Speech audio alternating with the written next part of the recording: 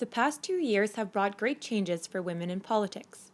Women in the House of Commons have shattered the glass ceiling for the very first time, which is usually set at 25% female representation in politics.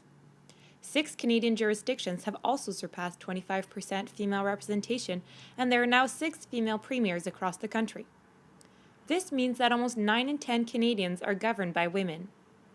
The UN Millennium Development Goals seek to have 30% of women in decision-making positions, and 3 Canadian jurisdictions have surpassed this. Quebec, British Columbia, and the Yukon all have 32% female representation. The Yukon provides an interesting case for women in politics. It's tucked away in the northwestern corner of our great country, but is home to a series of firsts and significant achievements for women in politics. My research deals with the history and experiences of Yukon women in politics. It is funded by the Joseph Armand Bombardier Scholarship and done within the Master of Journalism program at Ryerson University in Toronto. The Yukon has a rich history of women in politics. It dates back to 1935 when Martha Louise Black was elected to the Canadian House of Commons. In 1978, Hilda Watson was the first woman in Canada to have her party elected, although she failed to win her riding. The Yukon is also home to Audrey McLaughlin, the first woman to lead a national party in all of North America. The territory has broken the glass ceilings 3 times and has had a female premier.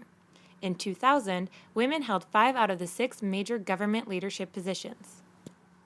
There are currently 6 women in the Yukon Legislative Assembly, all with different stories and backgrounds. In my research, we talk about the state of Yukon politics, motherhood, the perception of women, and the women that came before them.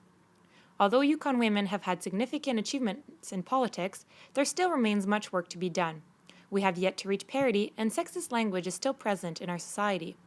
The women I interviewed referred to the leader of the opposition, who is a woman, being referred to as shrill by a male member of the cabinet and as strident in an editorial in a local paper. The political road to gender equality is a long one, and we still have far to go. By breaking the glass ceiling, we cannot become complacent. Much work remains to be done to reach parity. By looking at the Yukon example, I try and establish if there are factors that contribute to the success and election rate of Yukon women in politics.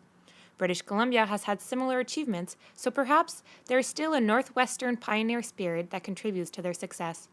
By looking at the history and experience of Yukon women in politics, I try to place their stories within the Canadian narrative. These are important stories to tell, and I hope they can feed the national conversation on women in politics.